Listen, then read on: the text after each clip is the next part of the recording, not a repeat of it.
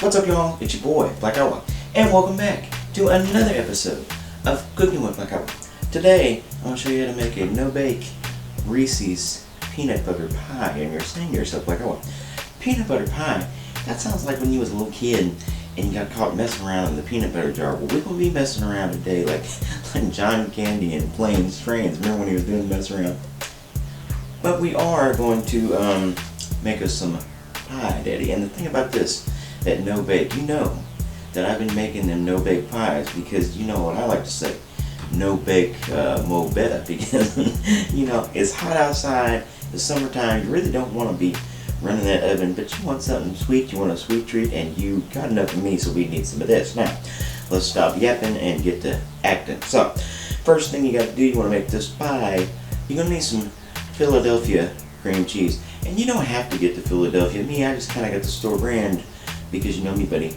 So go ahead and get that stuff. Like I said, the Philadelphia stayed in Philadelphia. It's all a Phillies game and got a cheesesteak. Ooh, it's a big boy. So we're going to put our cream cheese in the bowl. Now, let's go ahead and get our peanut butter. And there again, I'm not getting no Jif, Big Daddy, because I ain't got Jif money. I got just what I need. We're going to take that peanut butter, and this is really going to stun you, boy. You're going to be sitting back there saying, whoa, I can't believe my eyes. Like I was measuring things, because for this, you really do need to kind of try to measure. So we better behave ourselves and get in gear. We're going to get a cup of peanut butter.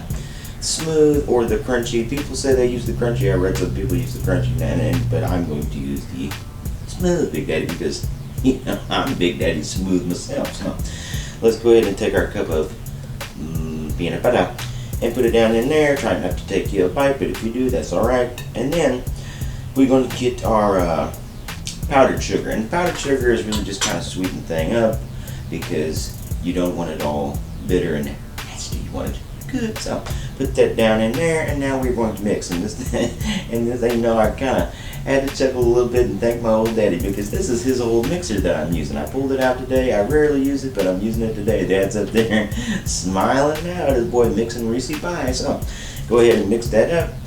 And you want a pretty good consistency on there, but not too thick, not too thin. It's actually going to be pretty thick, you know.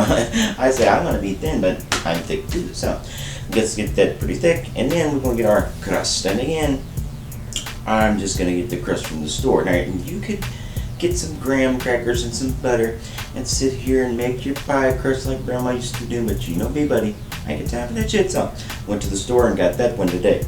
Dump your peanut butter mixture down in your thing and spread it out like you would pie starter. You see what I'm saying? Now, this is the thing that kind of irritated me. I was getting a little frustrated because I was trying to spread it out, and that peanut butter so thickums that it almost kind of grabs that crust and wants to drag it with it. It's kind of like when Bret Hart was putting you in the sharpshooter. It's wanting to drag you over there, but you got to fight back, man. You got to spread out. And it may crunch up, but in the research that I did later on, and you know what I'm talking about, turned out fine. So get that spread out, and of course, what's a pie without a little whipped cream, Daddy? So whip it into shape, put some of that on top, smear it out, make it look pretty, but we ain't done, boy, because it's a Reese's pie. Let's go ahead and go all out. I even got the brand name just because I couldn't find the cheap. Some Reese thing, and we're going to crush it up and put it right on top, buddy, and that's going to be our garnish. Going to make it look beautiful. Peace, that is just awesome. I think it's time for a beautiful sight and a damn beautiful bite of this Reese pie tonight. Now, but not yet. You see, I got to behave myself. I never said I was going to behave, and I'm not, because you can't rush art. You really need to put this in the fridge and let it sit up for at least, an hour and a half. But you know, the longer the better. But if you're like me, you want it right now. So let's let it sit up and let's get them out right now. You know what I'm talking about? Come on.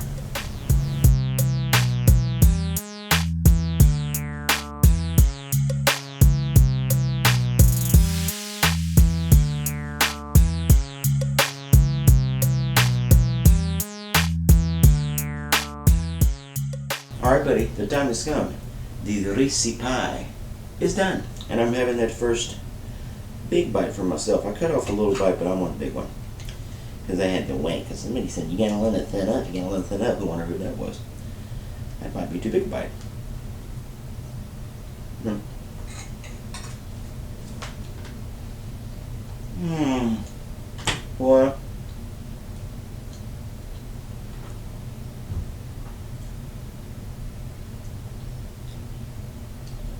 about not even talking to you and just finishing that damn pie, because I gotta tell you, pie is so good, make you want to ignore the world. It's a beautiful thing. And you know, I love Reese's anyway. It's one of my favorite candies. That peanut butter mixture, man, really tastes like the inside of a Reese. I don't know how I did it, but I did. That whipped cream, always good. Gotta love whipped cream. Crunchy crust, and of course, the Reese garnishi. So, beautiful thing, lovely dish, and I want to thank you lovely people for stopping by and watching another episode of Cooking with Black Owl. Make sure to like and subscribe, and follow me on social media. And also watch all my other cooking videos right here on my YouTube channel. Now, you'll excuse me, I'll eat the rest of that pie, and that's kind of, you know, I've already been eating on that pie. Let's just be honest. You can't resist. I can't right now. Man.